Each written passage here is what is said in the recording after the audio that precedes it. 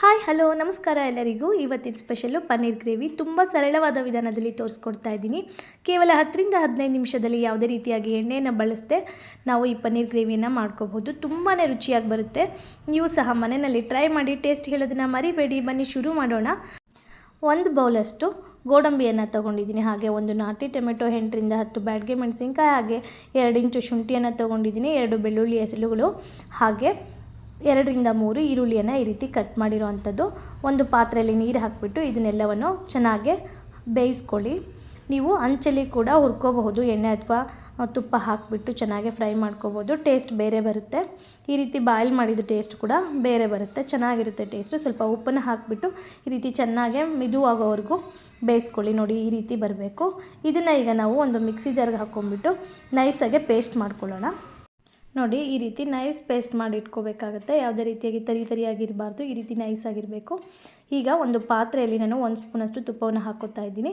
ಇದಕ್ಕೆ ಬಿರಿಯಾನಿ ಮಸಾಲೆ ಅಂತ ಹೇಳ್ತೀವಿ, ಚಕ್ಕೆ, ಲವಂಗ, ಏಲಕ್ಕಿ, ಮೆಣಸು, ಹಾಗೆ ಜೀರಿಗೆಯನ್ನು ಹಾಕ್ಕೊಂಡಿದ್ದೀನಿ, ಪಲಾವ್ ಎಲೆ ಹಾಕ್ಕೊಂಡಿದ್ದೀನಿ. ಅದಕ್ಕೆ 1 ಸ್ಪೂನ್ ಅಥವಾ ಅರ್ಧ ಸ್ಪೂನಷ್ಟು ಗರಂ ಮಸಾಲ ಹಾಕ್ಕೊಂಡು ಸ್ವಲ್ಪ ಫ್ರೈ ಮಾಡಿಕೊಂಡು ರುಬ್ಬಿರ್ತಕ್ಕಂಥ ಮಸಾಲೆಯನ್ನು ಹಾಕ್ಕೊಬಿಟ್ಟು ಚೆನ್ನಾಗಿ ಫ್ರೈ ಮಾಡ್ಕೊಳ್ಳಿ. ನೀವು ಇದಕ್ಕೆ ಸ್ವಲ್ಪ ಬೇಕಂದರೆ ಧನಿಯಾ ಪೌಡ್ರ್ ಕೂಡ ಸೇರಿಸ್ಬೋದು. ನಾನಿಲ್ಲಿ ಹಾಕ್ತಾಯಿಲ್ಲ.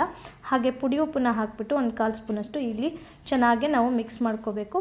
ನೋಡಿ, ಯಾವ ರೀತಿ ಬೇಕು ಗ್ರೇವಿ, ಎಷ್ಟು ತಿಕ್ನೆಸ್ ಬೇಕು ನೋಡಿ, ಅಷ್ಟು ನೀರು ಹಾಕ್ಕೊಂಡ್ಬಿಟ್ಟು ನೀವು ಈ ರೀತಿ ಚೆನ್ನಾಗಿ ಇದನ್ನು ಮಿಕ್ಸ್ ಮಾಡಿ ಇದನ್ನು ಕುದಿಯೋದಕ್ಕೆ ಬಿಡಿ.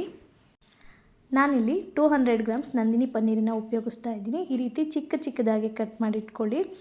ಚಿಕ್ಕದಾಗಿ ಕಟ್ ಮಾಡ್ಕೊಳ್ಳೋದ್ರಿಂದ ಚೆನ್ನಾಗಿ ಫ್ರೈ ಆಗುತ್ತೆ, ಹಾಗೆ ಮಸಾಲೆ ಕೂಡ ಎಲ್ಲ ಕಡೆ ಚೆನ್ನಾಗಿ ಸ್ಪ್ರೆಡ್ ಆಗುತ್ತೆ ಅನ್ನೋ ಕಾರಣಕ್ಕಾಗಿ. ನೋಡಿ, ಈ ರೀತಿ ಚಿಕ್ಕದಾಗಿ ಕಟ್ ಮಾಡಿ ಇಟ್ಕೊಂಡು ಕಾದಿರೋಂಥ ಕಬ್ಬಿಣದ ತವಾದ್ಮೇಲೆ ಹಾಕ್ತಾ ಇದ್ದೀನಿ. ಇದಕ್ಕೆ ಅರ್ಧ ಅಥವಾ 1 ಸ್ಪೂನಷ್ಟು ತುಪ್ಪವನ್ನು ಹಾಕ್ಕೊಳ್ಳಿ. ಚೆನ್ನಾಗಿ ಸ್ವಲ್ಪ ಕೆಂಪಾಗೋವರೆಗೂ ಫ್ರೈ ಮಾಡಿಕೊಂಡ್ರೆ ಸಾಕಾಗುತ್ತೆ.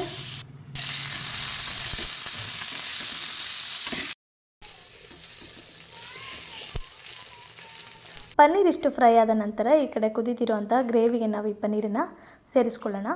ನೋಡಿ, ಇಷ್ಟು ಫ್ರೈ ಆಗಿದರೆ ಸಾಕಾಗುತ್ತೆ. ತುಂಬ ರುಚಿಯಾಗಿ ಬರುತ್ತೆ ಈ ಥರ ಫ್ರೈ ಮಾಡ್ಕೊಳ್ಳೋದ್ರಿಂದ. ನೀವು ಬಾಯ್ಲ್ ಕೂಡ ಮಾಡಿಕೊಂಡು ಹಾಕ್ಕೋಬಹುದು ಪನ್ನೀರನ್ನು. ನೋಡಿ, ಈ ರೀತಿ ಚೆನ್ನಾಗಿ ಒಂದು ಕುದಿ ಬಂದರೆ ಸಾಕಾಗುತ್ತೆ. ಈ ರೆಸಿಪಿ ನಿಮಗೆ ಇಷ್ಟ ಆದಲ್ಲಿ ಲೈಕ್ ಮಾಡಿ, ಹಾಗೆ ಮತ್ತೊಬ್ಬರ ಜೊತೆ ಶೇರ್ ಮಾಡೋದ್ರ ಮುಖಾಂತರ ನಮಗೆ ಸಪೋರ್ಟ್ ಮಾಡಿ.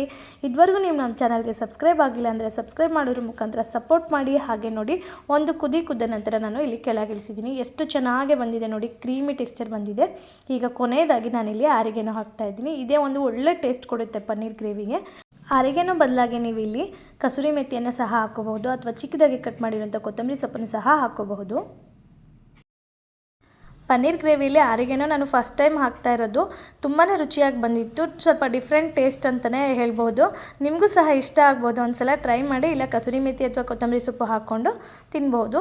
ತುಂಬಾ ರುಚಿಯಾಗಿತ್ತು ಅಂತ ಹೇಳ್ದೆ. ನನ್ನ ಮಗನ ಕೂಡ ತುಂಬಾ ಇಷ್ಟ ಆಯಿತು. ನೀವು ಕೂಡ ಟ್ರೈ ಮಾಡಿ. ಟೇಸ್ಟ್ ಹೇಗೆ ಬಂತು ಅಂತ ಕಾಮೆಂಟ್ ಮುಖಾಂತರ ತಿಳಿಸಿ. ಹೇಗಿತ್ತು ಇಂದಿನ ವಿಶೇಷ ದಿಢೀರ್ ಪನ್ನೀರ್? ಕಾಮೆಂಟ್ ಮಾಡಿ ತಿಳಿಸಿ. Thank you for watching. ಧನ್ಯವಾದಗಳು.